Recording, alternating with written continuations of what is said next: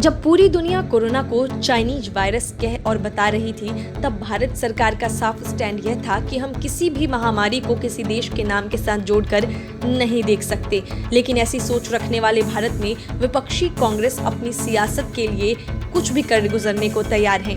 यही वजह है कि बीजेपी सांसद निशिकांत दुबे ने कोरोना के वेरिएंट को बार बार इंडियन वेरिएंट कहकर पुकारने के लिए कांग्रेस के शशि थरूर को संसद की सदस्यता के लिए अयोग्य घोषित करने की मांग की है। लोकसभा अध्यक्ष ओम बिरला को लिखे पत्र में दुबे ने कहा कि थरूर सूचना तकनीक वाली संसद की स्थायी समिति के अध्यक्ष पद का इस्तेमाल अपनी पार्टी के हित साधने और केंद्र सरकार की छवि खराब करने में इस्तेमाल कर रहे हैं। निशिकांत दुबे भी आईटी टीम समिति के सदस्य हैं। दुबे ने पत्र में कहा कि स्थायी समिति के अध्यक्ष के रूप में शशि थरूर मर्यादा की सभी सीमाएं लांघ रहे हैं। टूल किट प्रकरण को लेकर वे केंद्र सरकार पर लगातार हमले कर रहे हैं। उन्होंने कहा कि इतने बड़े कद के नेता से संयत व्यवहार की उम्मीद होती है, लेकिन वे जिस तरह से पेश आ रहे हैं वह उचित नहीं है। दुबे ने कहा कि कोरोना के भारत में पहली बार पाए गए वेरिएंट B.1.617 को विश्व स्वास्थ्य संगठन ने इसी नाम से पुकारे जाने की बात कही है।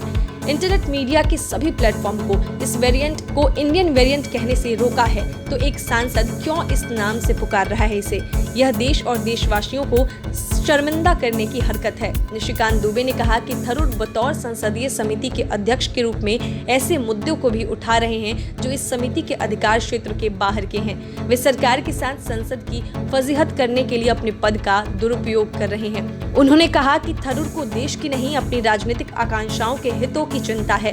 वे राहुल गांधी का एजेंडा लागू करने के लिए देश को बदनाम कर रहे हैं। ऐसे शरारती तत्वों को संसद की स्थायी समिति के अध्यक्ष पद पर बरकरार रखना देश के लोकतंत्र के लिए बहुत घातक होगा। उन्होंने लोकसभा अध्यक्ष से थरूर को आईटी समिति के अध्यक्ष पद से हटाए जाने के साथ सदन की सदस्यता के लिए अयोग्य घोषित करने की मांग की है। इसके पहले भी दुबे और थरूर के बीच कई मुद्दों पर मतभेद खुलकर सामने आ चुके हैं। चाइनीज ऐप पर रोक लगाने, जम्मू कश्मीर में 4G सेवा पर रोक लगाने, फेसबुक विवाद को लेकर दोनों के बीच तीखी नोकझोंक हो चुकी है। Bureau report, news of India.